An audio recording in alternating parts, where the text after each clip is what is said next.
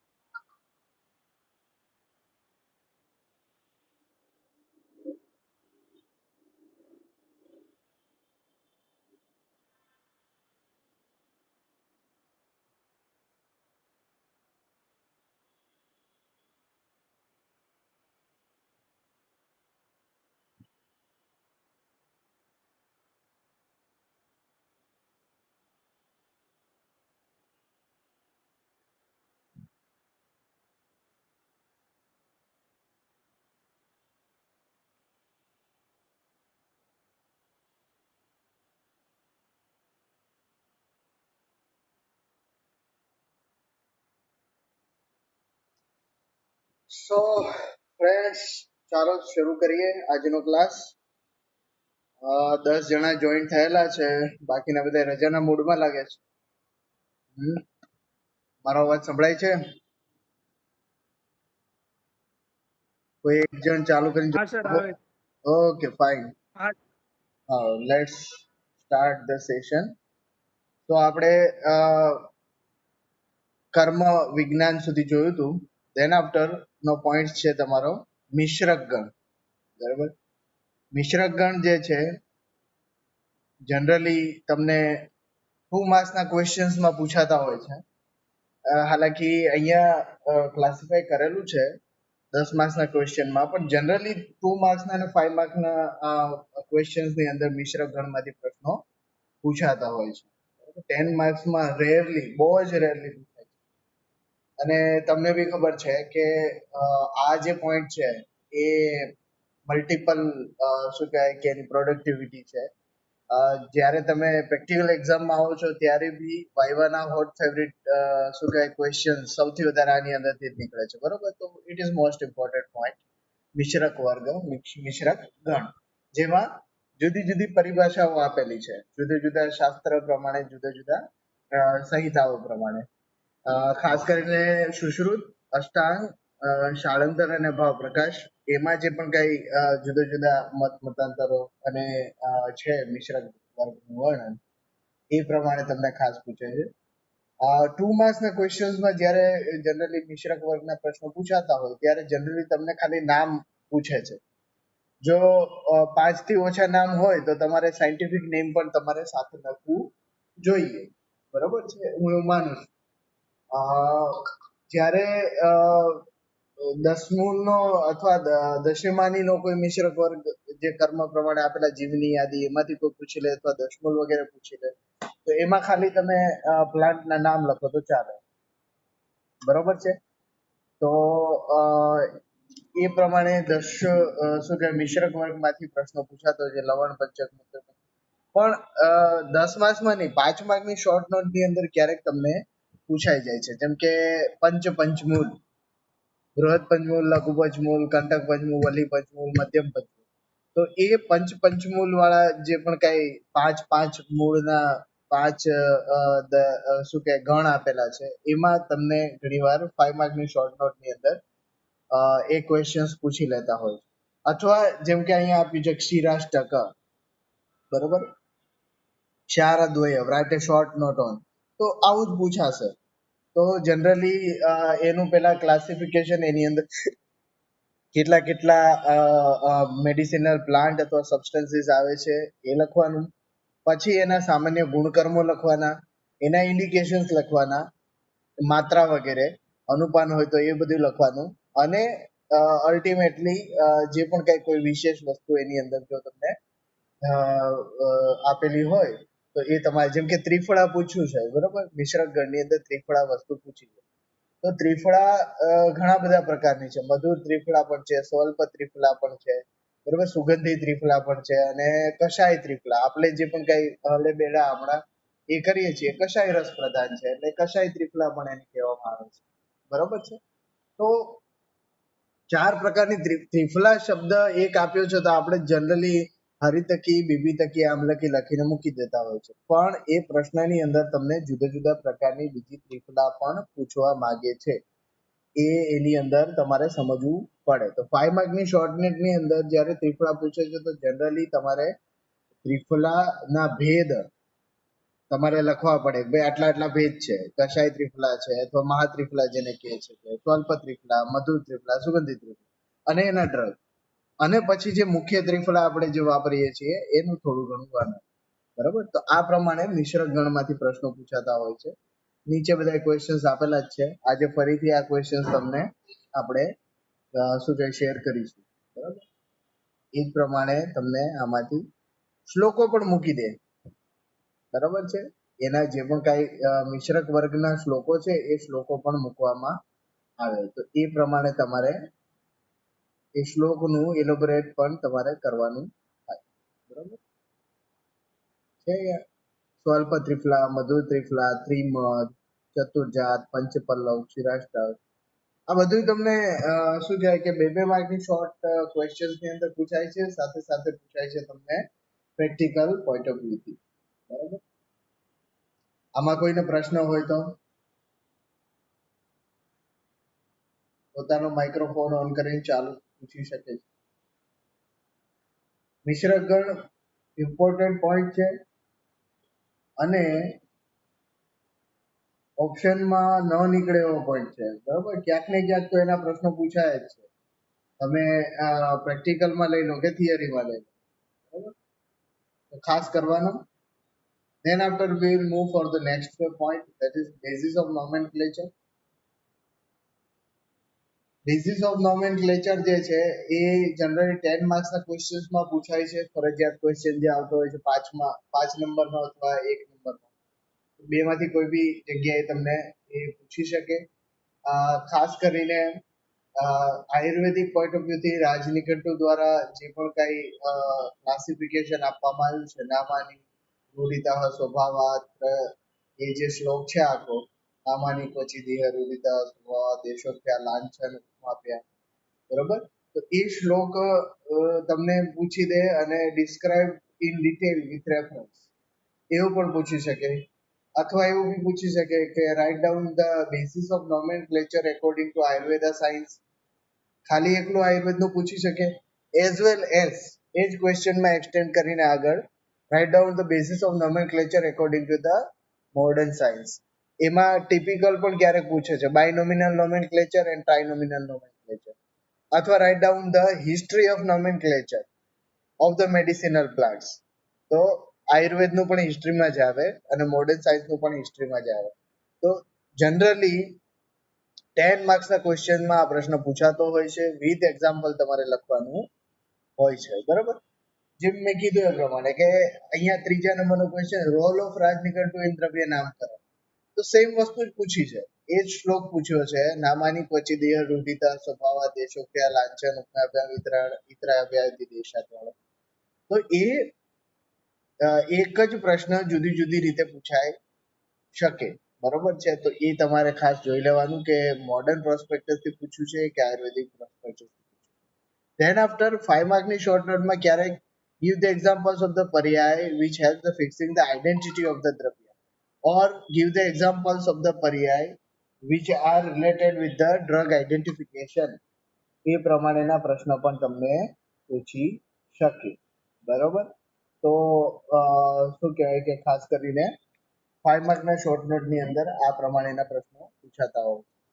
અથવા 2 માર્ક્સના ક્વેશ્ચનમાં શું પૂછે, જેમ કે આ એક પ્રશ્ન છે, વોટ ઇઝ ધ લાંછન ઇન કોન્ટેક્સ્ટ ઓફ દ્રવ્ય નામકરણ.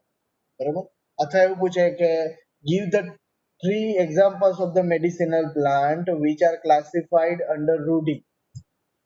Give the 2 examples of the medicinal plant which have a prabhava bhedena synonyms or paryaya. બરાબર, એવા જે 7 પ્રકારો છે એના ક્લાસિફિકેશનના એકોર્ડિંગ ટુ રાજનિકટુ, એ પ્રમાણે તમને એ પૂછી શકે. અને સેમ વે મોડર્ન સાયન્સમાં જે પણ કઈ ક્લાસિફિકેશન છે એકોર્ડિંગ ટુ ધ હેબિટેટ, એનું જે પણ કઈ શું કે લીફનો શેપ છે, રૂટનો શેપ છે, રૂટનો કલર છે, એ પ્રમાણેનું જે ક્લાસિફિકેશન જે તમને આના રિલેટેડ સિલેબસમાં છે એના પણ તમને પ્રશ્ન પૂછાઈ શકે. બરાબર છે, તો એ 2 માર્ક્સમાં એક્ઝામ્પલ આપવાનું તમને પૂછી શકે. બરાબર, જેવી કે ઉપમા, જેવી રીતે સ્વભાવ, એવી રીતે રૂઢિ, એવી રીતે ઇતરાભ્યા. એટલે મિઝેલેનિયસ, ઉપરના 6 ની અંદર જેનો સમાવેશ ના થતો હોય બાકીના બધા જ ઇતરાભ્યામાં આવે.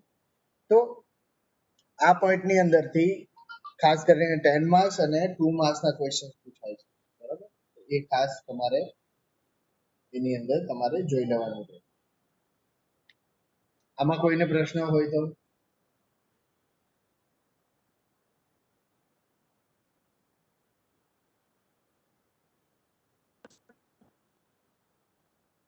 ઓકે. ધેન પોઈન્ટ નંબર 13, ભેષજ પરીક્ષા વિધિ. બરોબર છે, તો ખાસ કરીને ભેષજ પરીક્ષા વિધિમાં ચરક વિમાન સ્થાનનો એક શ્લોક છે, ઇદમેવ પ્રકૃતિ ઇદમેવ ગુણમ એવમ નિહિતમ એવમ ગૃહિતમ. તો એ જે આખો શ્લોક છે જનરલી એ વેશેજ પરીક્ષા વિધિની અંદર આવે, બરોબર. અને દ્રવ્યાણી પુનરૌષધયઃ તસ્યાપ્યમ પરીક્ષા ઇદમેવ ગુણમ ઇદમેવ પ્રકૃતિ ઇદમેવ ગુણમ, એ વાળો જે શ્લોક છે ને એ વેશેજ પરીક્ષા વિધિની અંદર આવે. તો just you have to describe this shloka in detail with reference. Charak સંહિતાનો રેફરન્સ છે, વિમાન સ્થાનનો છે, મેં તમને કીધું એ પ્રમાણે. તો એ જે પણ કઈ રેફરન્સ છે એ રેફરન્સને તમારે ડિટેલમાં વર્ણન કરવું પડે. એમાં ફાર્માકોગ્નોસી અને quality standard point of view દરેક પોઈન્ટને એ લોકોએ એક શ્લોકની અંદર જ ઇન્ક્લુડ કરી લીધો છે. અને જનરલી ડ્રગ રિસર્ચ કઈ રીતે કરવું, અથવા એક શું કહેવાય કે કોઈ બી ડ્રગને મેડિસિનલ પ્લાન્ટ તરીકે ઉપયોગ કરતા પહેલા which type of the assessment parameters we have to include in examination of that medicinal substance that are given by the ચરક સંહિતા વિમાન સ્થાન અધ્યાય 8, 8મા અધ્યાયમાં આપેલું છે, બરોબર. તો એ 10 માર્ક્સનો પ્રશ્ન જ્યારે તમને પૂછાય ત્યારે તમારે વિથ રેફરન્સ ડિટેલમાં એક એક પોઈન્ટનું વર્ણન કરવાનું થાય, બરોબર. Than after another important point is દ્રવ્ય સંગ્રહણ વિધિ. દ્રવ્ય સંગ્રહણ વિધિ, કલેક્શન એન્ડ સ્ટોરેજ. તો બંને વિધિઓ શાસ્ત્રોની અંદર આપેલી છે. કઈ સિઝનની અંદર કાલાનુસાર સંગ્રહ કરવાનો અથવા એના ઓર્ગન અનુસાર સંગ્રહ કરવાનો એનું પણ આપેલું છે. ભાઈ રૂટને કઈ સિઝનમાં કરવાનું, ક્ષીર દ્રવ્યો જેમાં ઉપયોગી છે એને કઈ સિઝનમાં કલેક્ટ કરવાના, પત્રને કઈ સિઝનમાં કલેક્ટ કરવાના, પંચાંગને કઈ સિઝનમાં કલેક્ટ કરવાનું. તો એ વિથ રેફરન્સ આપેલું છે ચરક સુશ્રુત બંનેની અંદર. તો એ બી તમને 10 માર્ક્સમાં ડિટેલ ક્વેશ્ચન તરીકે પૂછાઈ શકે, રિપીટેડલી પૂછાય જ છે એવરી ફર્સ્ટ સેકન્ડ યર, બરોબર છે. એટલે ઇમ્પોર્ટન્ટ પોઈન્ટ છે અને સબ પોઈન્ટ બહુ ઓછા છે, એટલે આની અંદરથી એક કન્ફર્મ ક્વેશ્ચન તમારે ગણવાનો છે, બરોબર છે. ધેન ચોથા નંબરનો જો પ્રશ્ન આની અંદર જોશો તો દ્રવ્ય સંસ્કરણ વિધિ અને ભેષજાગાર.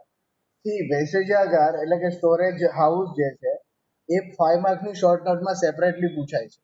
10 માર્ક્સમાં જનરલી મેં હજી સુધી પૂછાતો જોયું નથી, પણ 5 માર્કની શોર્ટ નોટમાં તો સેપરેટલી પૂછાય છે ભેષજાગાર. એક આદર્શ ભેષજાગાર કેવી રીતનું હોવું જોઈએ એના માટે સંગ્રહણ વિધિમાં આપેલું જ છે કે આવા પ્રકારનું હવા ત્યાં અવર જવર એટલી બધી ના થવી જોઈએ, ભેજ ના હોવો જોઈએ, ઇન્સેક્ટ્સ ના હોવા જોઈએ, ઘણું બધું તમને એની અંદર સ્ટાન્ડર્ડ્સ આપેલા છે. 5 માર્કમાં તમને જ્યારે પૂછાય ત્યારે you should describe that ભેષજાગાર according to the Ayurvedic science, according to the modern science, બરોબર. જીસીપી ની અંદર good collection and cultivation practices ની અંદર અને જીએમપી માં આ વસ્તુ તમારે ફરીથી ભણવાની આવે જ છે રસશાસ્ત્ર ભેષજ કલ્પનામાં. તો એ ખાસ કરીને તમારે પોઈન્ટ ત્યાં બી પૂછાઈ શકે અને અહીંયા પણ પૂછાઈ શકે, બરોબર છે.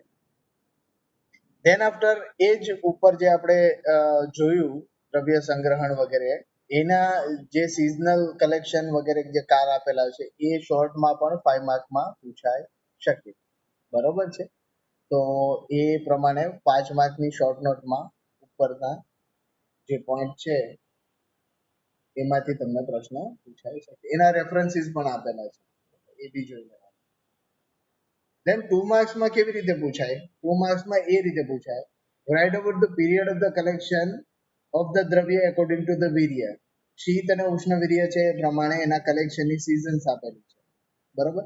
પછી મેં કીધું એ પ્રમાણે કે 2 માર્ક્સમાં પૂછે ભાઈ કાંડ ક્યારે કઈ સિઝનમાં ઉપયોગ કલેક્શન કરવું જોઈએ, ક્ષીર ક્યારે, મૂળ ક્યારે, પત્ર, ફળ, પુષ્પ ક્યારે, બરોબર. અહીંયા સિંગલ આપેલું છે, ક્યાંક ડબલ પણ પૂછી શકે, બરોબર. કાંડ અને ક્ષીર અનુક્રમે કઈ સિઝનમાં તમારે કલેક્ટ કરવું જોઈએ, તો એ પ્રમાણેના તમને પ્રશ્ન આની અંદરથી પૂછાય.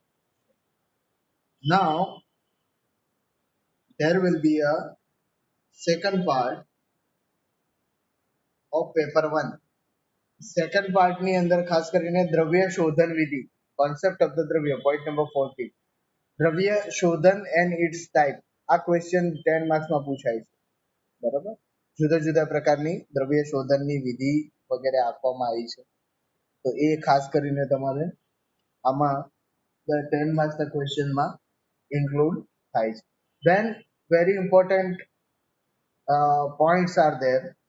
Adulteration and substitution આ બી 10 માર્ક્સમાં ક્યારેક પૂછાય છે રેધર દેન 5 માર્ક્સની અંદર ખાસ કરીને રિપીટેડલી પૂછાય છે. Write about the substitute, write about the adulteration, પ્રતિનિધિ અને અપમિશ્રણ. બરોબર છે, પ્રતિનિધિ દ્રવ્યો અને અપમિશ્રણ. And then write about the concept of the અભાવ પ્રતિનિધિ દ્રવ્ય વિથ એક્ઝામ્પલ. બરોબર, આ કોને કોને આપેલું છે, કોણ મને જણાવશે? કોને ખબર છે કઈ સંહિતાઓમાં આના રેફરન્સીસ આપેલા છે?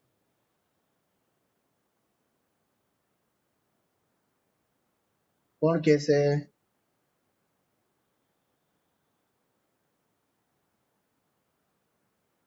વત્સલ,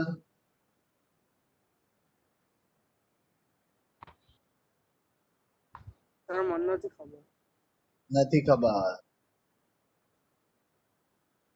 હર્ષ,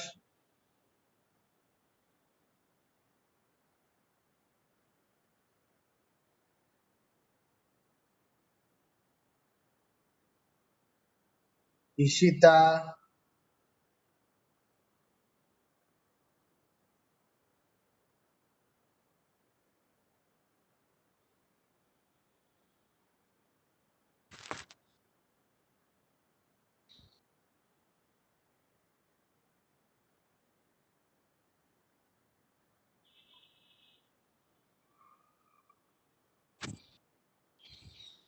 નૈનાબેન. ભાવપ્રકાશ નિઘંટુ. ભાવપ્રકાશ નિઘંટુમાં આપેલું છે. પછી મેઇન એનું યાદ ભૈષજ રત્નાવલીમાં આપેલું છે. ભાવપ્રકાશ નિઘંટુ, ભૈષજ રત્નાવલી અને કેટલાક દ્રવ્યો શાળાંતરમાં પણ આપેલા છે. બરોબર, તો અભાવ પ્રતિનિધિ દ્રવ્ય ઇમ્પોર્ટન્ટ ટોપિક છે. સબસ્ટિટ્યુશન, અને ખાસ કરીને પૂછાય છે 10 માર્ક્સમાં. જ્યારે 10 માર્ક્સમાં પૂછાતો હોય ત્યારે you should write down at least 10 examples of substitutes. જુદા જુદા 10 ઉદાહરણો તો લખવા જોઈએ. 10 તો મિનિમમ લખવાના, મેક્સિમમ તમને જેટલા યાદ આવે એટલા તમે લખી શકો. બરોબર છે. ધેન એ જે પણ કઈ એક્ઝામ્પલ્સ છે અભાવ પ્રતિનિધિ દ્રવ્ય વર્ગના, એ અભાવ પ્રતિનિધિ દ્રવ્ય વર્ગના એક્ઝામ્પલ્સ 2 માર્ક્સના ક્વેશ્ચન્સમાં નીચે પૂછાય છે ઇન્ડિવિજ્યુઅલ. બરાબર, 2 માર્ક્સના ક્વેશ્ચન્સમાં નીચે પૂછાય છે. બરાબર, જેમ કે આમાં લખ્યું છે રાઇટ ધ સબસ્ટિટ્યુટ્સ ઓફ જીવનીય દ્રવ્ય એકોર્ડિંગ ટુ ભાવ પ્રકાશ. શતાવરી, અશ્વગંધા, વિદારી અને વારાહીકંદ 4 આપેલા છે. મેદા, મહામેદા, કાકોલી, ક્ષીરકાકોલી, જીવક, વૃષભક. બરાબર, એના સબસ્ટિટ્યુટ તરીકે. તો એ ખાસ કરીને પૂછાય છે તમને 2 માર્ક્સના ક્વેશ્ચનમાં અભાવ પ્રતિનિધિ દ્રવ્ય વર્ગ. તો 10 માર્ક્સમાં પણ પૂછાય, 2 માર્ક્સની અંદર આવી રીતે ઇન્ડિવિજ્યુઅલ પૂછાય. 5 માર્કની શોર્ટ નોટની અંદર આવી રીતે પૂછાય, write a brief note on adulteration, write a short note on substitution. 5 માર્કની અંદર તમને જ્યારે પૂછાય ત્યારે તમારે શોર્ટમાં ડિસ્ક્રિપ્શન કરી અને એમાં બી મિનિમમ 10 જેટલા તમારે એક્ઝામ્પલ લખવાના રહે. બરોબર છે, તો શું કહેવાય કે મેક્સિમમ માર્ક તમે કવર કરી શકો. બરોબર, સો ધેટ ઇઝ ધ દ્રવ્ય શોધન એન્ડ સબસ્ટિટ્યુટ એડલ્ટ્રેશન એન્ડ અભાવ પ્રતિનિધિ દ્રવ્ય. ધેન ઇટ ઇઝ પ્રશસ્ત ભેષજ. પ્રશસ્ત ભેષજના લક્ષણો આપેલા છે શાસ્ત્રકારોએ, ચરક, સુશ્રુત વગેરે. ખાસ કરીને પ્રશસ્ત ભેષજ વાળો જે પણ કઈ ક્વેશ્ચન છે એની અંદર શ્લોકનો રેફરન્સ પૂછે છે અને ડિસ્ક્રાઇબ ધ શ્લોક વિથ રેફરન્સ ઇન ડિટેલ એવો પ્રશ્ન હોય છે. બાહુકલ્પમ બહુગુણમ સંપન્નમ યોગ્યમ ઔષધમ, એ શ્લોક એક પૂછાય છે. બરોબર, પછી બહુતા તત્ર યોગ્યત્વમ અનેકવિધ કલ્પના, એ શ્લોક પૂછાય છે. એ શ્લોક જે છે એ લખી અને ડિસ્ક્રાઇબ ધ શ્લોક વિથ રેફરન્સ, એ પ્રમાણેનું એક્સપ્લેનેશન જનરલી પૂછે છે. બરોબર છે. then there is a one point of incompatibility, વિરુદ્ધત્વ. બરોબર, ડ્રગ ઇન્કમ્પેટિબિલિટી વાળો એક પોઈન્ટ છે. જનરલી ટોક્સિકોલોજી ને રિલેટેડ શું કહેવાય પોઈન્ટ છે, બટ આપણા સિલેબસમાં છે એટલે આપણે એ વસ્તુને તમારે શું કહેવાય કે ભણવું પડશે. જે 18 પ્રકારના વિરુદ્ધ તત્વો આપેલા છે આહારના, બરોબર છે, એની અંદર કેટલાક ઔષધ સાથે રિલેટેડ પણ છે. રસપંચક, રસ વિરુદ્ધ છે, વીર્ય વિરુદ્ધ છે, ગુણ વિરુદ્ધ છે, એ બધા જ આપણને દ્રવ્ય કર્મની અંદર લાગુ પડે, બરોબર છે. અને ખાસ કરીને મોડર્ન ફાર્માકોલોજીમાં incompatibility it is a very huge topic.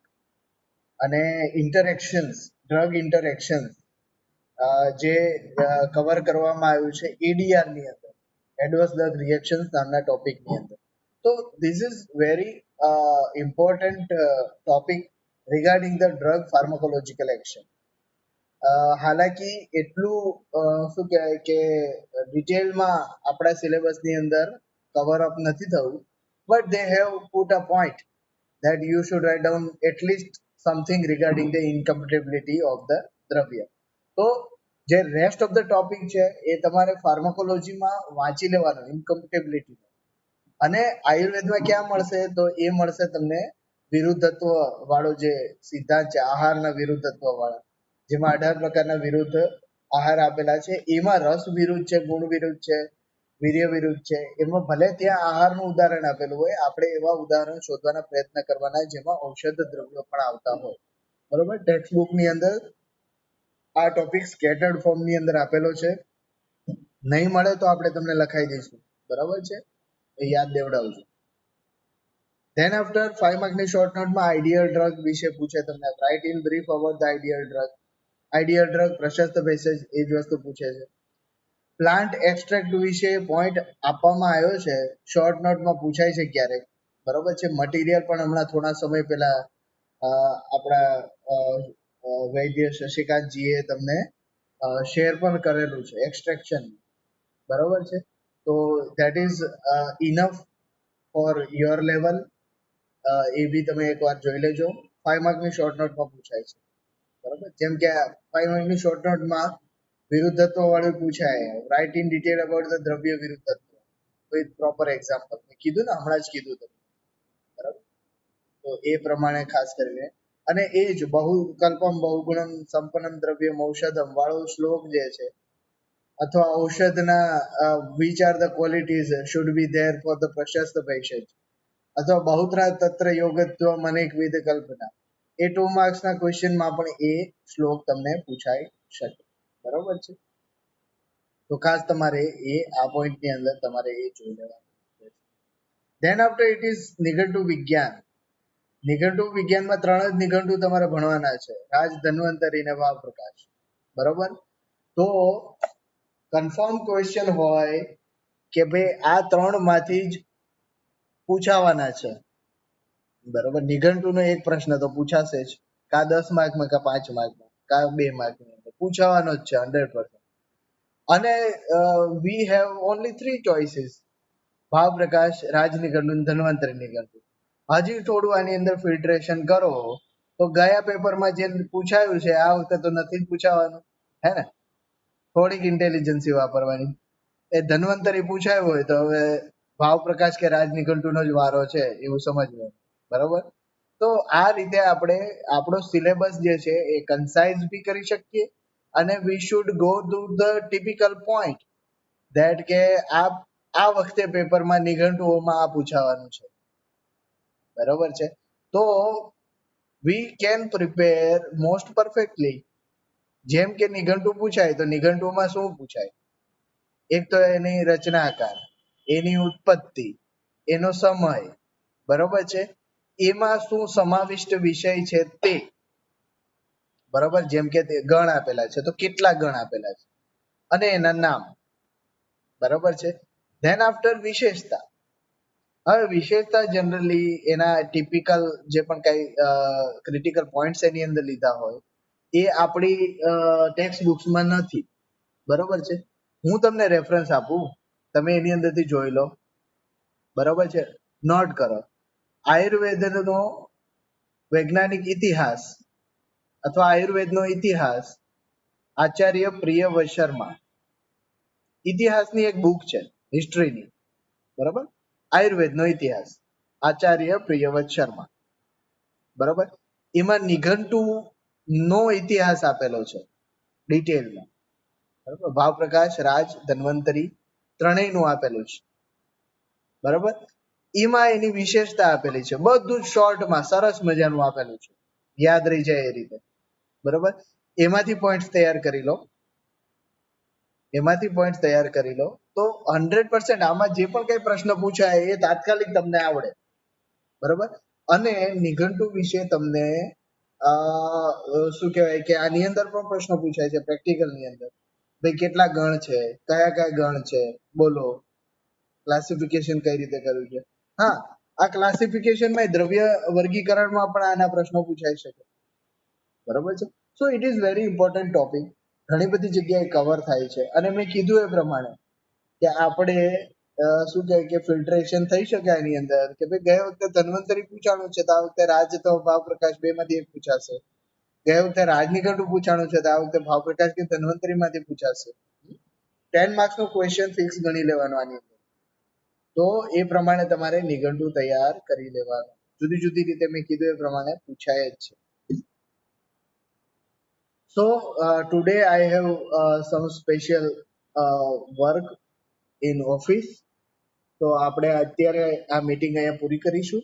બરાબર, કોઈને પ્રશ્ન હોય તો પૂછી લે જલ્દી ફટાફટ. તમારા કોલેજ આવવાના દિવસો હવે નજીક આવી રહ્યા છે. બરાબર, 15મી તારીખ પછી ગમે ત્યારે જાહેરાત થશે, તૈયારી રાખજો.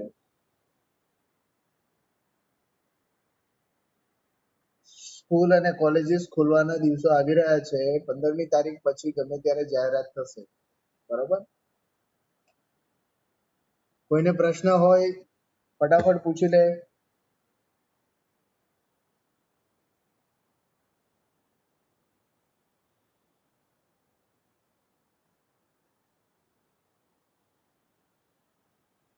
ઓકે, તો હું માનું છું કે બધાને બધું સમજાઈ ગયું છે. તો આપણે આજનો જે ક્લાસ છે અહીંયા પૂરો કરીએ છીએ અને નેક્સ્ટ ટાઈમ ફરીથી આપણે મળીશું. Thank you very much, have a nice day.